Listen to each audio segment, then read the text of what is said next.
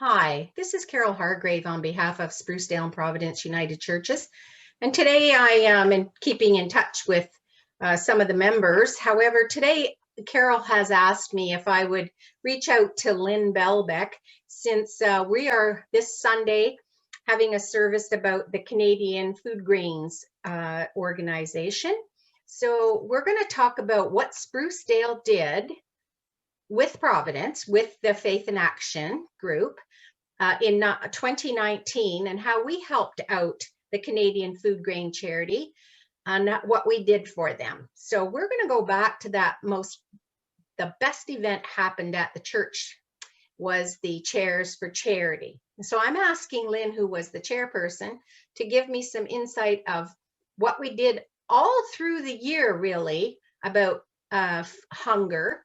And then we're going to talk also a little bit about the Chairs for Charity and how we got the community and all of the congregation involved. So Lynn, what was your idea when you started the Chairs for Charity? Well, that particular year, Carol, the Faith in Action group had decided it would be best if we chose one theme and just focused everything on that for our outreach projects. And we brainstormed and decided that we would start with hunger, just because it had a universal appeal. I mean, you know, as parents or grocery buyers or meal makers, we all struggle with how to make our budgets stretch and still meet everybody's needs and likes. So we had decided that each month we would do a different hunger project, and we would start local, and then we wanted to move to sort of a global project to finish the year off. So at the beginning of the year, we did things like supporting school nutrition by bringing in actual items. Other things we did was Food for the North as a Lenten project, and that was in support of Indigenous communities in Manitoba and Northern Ontario to help offset their high food prices. And in researching what we might do as a global project, I stumbled across Canadian Food Grains Bank. I will say that we also had 3 other projects that we were considering, and we reached out to all 4 global efforts, and were really taken with the response by Canadian Food Grains Bank. We loved the fact that it was a Canadian initiative, and that it was grassroots by everyday people. They were wonderful to work with, very supportive. And we liked the idea that the focus of them is to really use the individual gifts or talents of just everyday people like ourselves, and how if you combine all those individual efforts, you can make a big splash, so to speak, in a bigger picture. And so that's how we finally came to decide it would be Canadian Food Grains Bank. Okay, perfect. Sounds great. I remember some of those projects too, like Red for February, right. Brought everything that was red. Now, is that also the time that for the hunger that we did in London, we did the children's? Ronald McDonald House? Yes, yeah. Actually, that was part of the 2020 project, because we looked at different concepts of housing. And the way we could best support Ronald McDonald House was through furnishing food for their snack rooms, both at the hospital and, but again, that was another project. That was another great outreach. Oh, tremendous support. Yeah. Tremendous. Yeah, we had a carload, and that was encouraging. That was interesting to go see all of that too. Yes, yeah. It was. Yes. Yeah, I remember that. And I remember one of the other ones was you had a little list, and one day you looked how many oranges you had. You know, that was Food for the North. Yeah, that was excellent. That was excellent. And we learned a lot too. Yes. You know, every night we sat at the table and talked about what the day was. And that was really good. I enjoyed that too. And actually, Carol, that now that you mention it, that was part of our target, was that we wanted each project to really consist of an awareness heightening aspect to it, so that you know, some projects may not garner as much actual support, Yes. but we felt it was still a positive if we had expanded mindsets and heightened awareness. Yes. Yeah, that's right. Yeah, that makes it better anyway. If it Mhm. seems like you're more involved in Right, right. like not just a one time giving a Yeah, check or yeah, bringing in the juice boxes or whatever. yeah. It was really good. I really enjoyed that too. Okay, so now we're going to go to Chairs for Charity, which was in November, Mhm. and oh, I can't even express how grateful I was to the whole congregations to get it all together. It wasn't just let's get it together and start in September. This thing started with people collecting chairs or little tables or Mhm. whatever way back in the spring of Mhm. before the November, and even like out of the garbage. And then Mhm. we For and sure. yeah, we Yeah. had what do we call that, Lynn? Uh Treasure bin hunting. dipping. Yeah, Treasure hunting. Yeah. bin diving or something. Mhm. Anyway, so that was really good too. And people from all aspects of the church, no matter how young or how old, had the ideas. We got together in the basement there, talked about different things, who could do what, how could you help, what do you see a vision of? And I know that encouraged you too, that we Mhm. were all on board with that. Mhm. Okay, so tell us a little bit about collecting the stuff and organizing the tickets, the lunch. We had chosen November because that is a follow-up to World Hunger Day in late October. So, and that gave us a whole year to build towards it. So planning began the very 1st of January. And we met, um, some of us met weekly, some of us was bi-weekly, and some was monthly. But that went on from then until the end of the year. You are correct. It involved ages from, I think our youngest involvement was a teenager, and it went up to 90 some years of age, which was just super in terms of community building. We felt it was important to try and um, identify different gifts of people in the church and then appeal to them directly. And I had seen in researching ideas, because we wanted something that wasn't offered anyplace else in the community. You know, there are a number of church dinners, they're all good, but we wanted something that was different, and we wanted something that would involve outside participation. So I had stumbled across a Chairs for Charity event that Collingwood hosts every year around Thanksgiving weekend. And it is strictly Adirondack chairs. And Oh, so as I was exploring that, I thought, well, that's kind of an intriguing idea. And I could see where Adirondack chairs certainly would work in a Collingwood yes, region, up north. but thought it would have limited appeal here. So then, you know, I had sort of a group of 6 that I could keep bouncing ideas off of, and really depended on them to say, are you crazy? Or no, I think that has possibilities. So we decided, let's try it. If all we have are 5 chairs, then that's what we have, is 5 chairs, but let's try it. So then we made lists of those in our congregation that we knew had woodworking skills, those who were quilters, those who were toll painters, those who were refinishers. And we sent a letter out to them um, asking them to think about this, and we would be inviting them to an evening. In the meanwhile, we approached members of the congregation at large to ask them to please scour their basements and garages and attics. And we were looking for old chairs. We didn't want your old lazy boy. We wanted wooden chairs, benches, children's chairs, adult chairs, that could be refinished and repurposed. And And suffice it to say that we far exceeded 5 chairs that came in. We ended up with about 50 some chairs were donated of various sorts.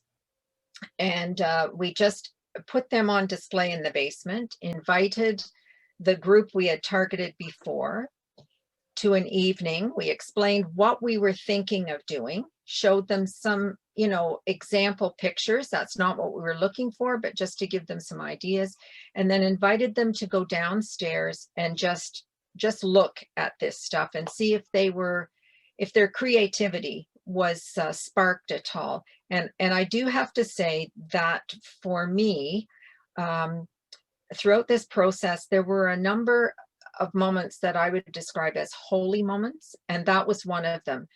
Because if I recall right, you were in attendance that night. There were men, there were women, there were older, there were younger, from both congregations. Yeah. And what the holy moment for me was standing back and watching people's creativity come alive as they looked at something.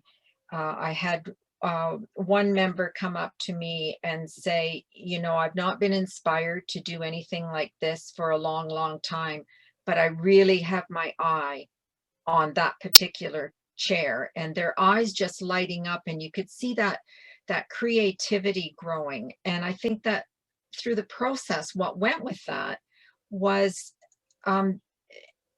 their feeling of self-worth reaffirmed, and their acknowledgement of the talents that they have was reaffirmed. And it was wonderful to see the community. In fact, I recall you were in one of those moments where two gentlemen were looking at what turned out to be a carpenter's stool.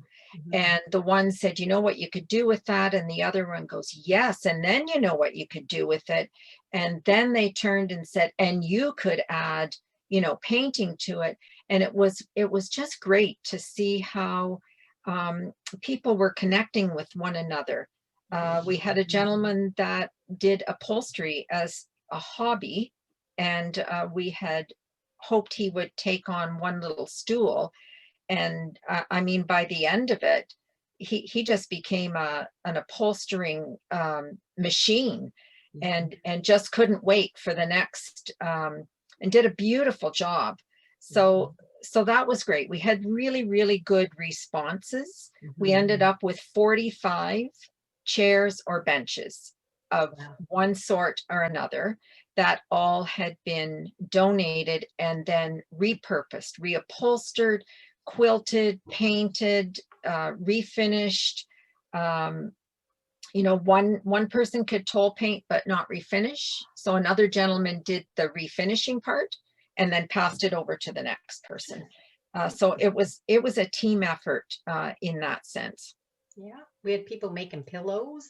Oh, and the creativity was, I mean, you know it's there, but they just seem to keep upping their game and upping their game. And it really was a tremendous result in terms of people's creativity and their willingness to share their talents and times and that sort of thing. From there, we then had divided other tasks up that we could approach. So this day we wanted to have an educational component, a meal, and then auction, and both silent auction and a few pieces for live auction. So then we reached out to specific groups in the church, wondering if, you know, this group could do some folding of table favors for us, and if this group could bake this many angel food desserts, and if this group, you know, could do another specific task. And I think what that helped to do was spread that feeling of involvement around, so that everybody became kind of invested in the project. You know, they all had a piece of that action, so to speak.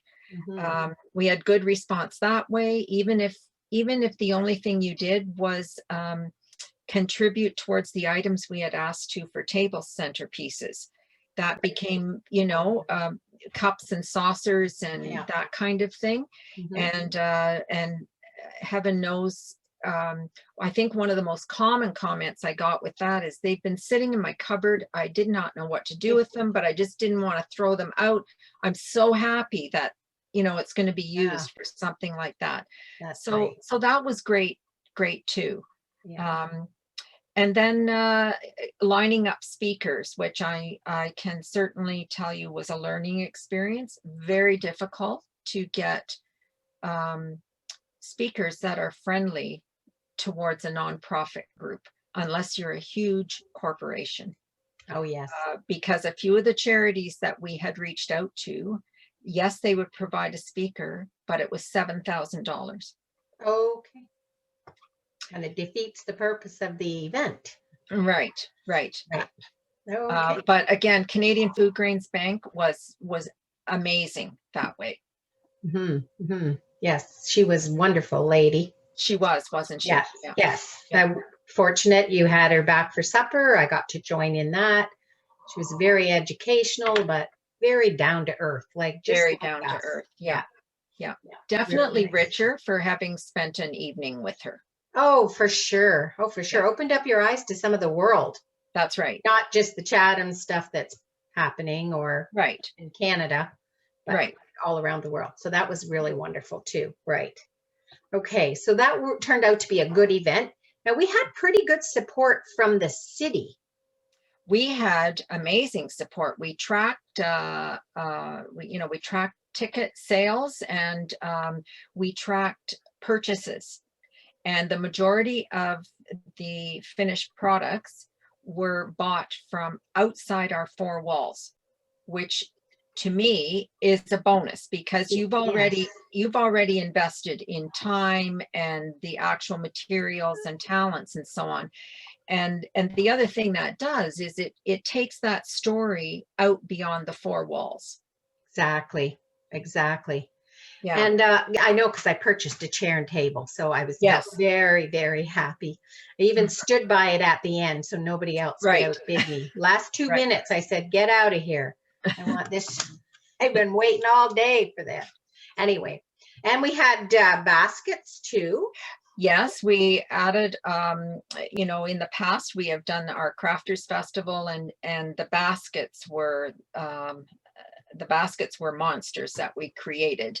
And so we decided we would offer some of that. In our researching of how to host something like this, they suggest that you have something for everyone, so that perhaps you can't bid on a chair, but that would give you an opportunity to still support the cause aside from your ticket purchase. So we had gift baskets, and they were gone within 7 minutes. Oh yeah, I didn't even know they went up for sale and they were gone. Yeah. So that was good too. But people were really like those, because it was, and that involved people too, because they could either we gave them specific items that would be useful for that, or they could contribute a gift card or a monetary donation towards putting those together. And so that gave them another opportunity to be invested in pulling this event off. Yes. Yeah, that was good too. Yeah. There was probably like 15 of those baskets or something. Baskets? I remember. Oh Yeah. no, there were almost 50. Did I do 50 bows? You Okay. did. All right. There was almost 50, and they. Okay, I guess I don't remember that. Maybe I did some at home and then I went there. And did some too. Yeah. Yeah. That was awesome. Okay. And in the end, Lynn, how much money, in just a guesstimate is good? How much money do you think we gave to the charity? We cleared, after expenses, we cleared $7,100, which we sent. And what was even better about that is because Canada Food Grains Bank meets the criteria as one of the best charities in Canada with Chairity Intelligence for the minimum use towards administration and that sort of thing.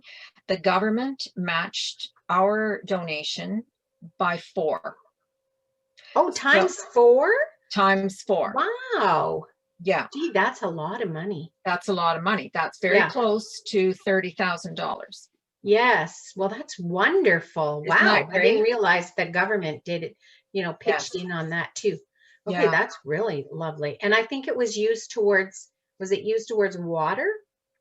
It was used partly for water and partly for, if you'll recall, the focus of that day in the video she shared, they compared a farmer's wife, farming Yes. wife from Manitoba Yeah. to where she had gone in Africa and stayed with them. Yeah. And one of the things that we really liked about their Canadian Food Grains Bank initiatives were they work with women in providing them the funds on a loan basis to buy farming equipment, because it's the women who are responsible for that. And Mhm. then part of their bargain is they help reinvest in another person in their community. It Right. also does nutrition clinics, health clinics, community water sources, that sort of thing. So it's really empowering for the individuals so that they can go on and be self-sufficient and sustaining, which I think is better for anybody's psyche and Sure. all the rest of it, right?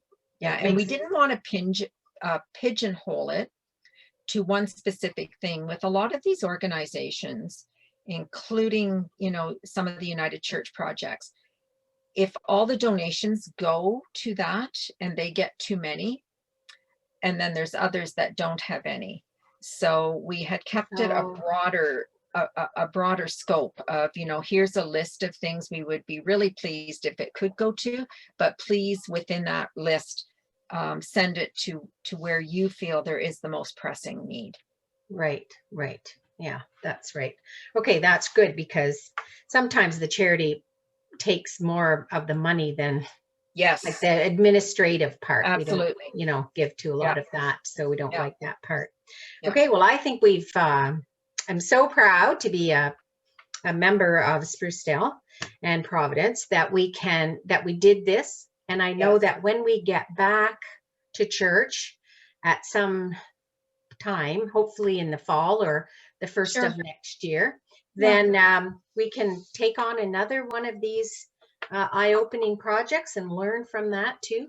So I Yeah, think, yep, because Carol, I would say that 2019 was certainly a highlight for both congregations for outreach.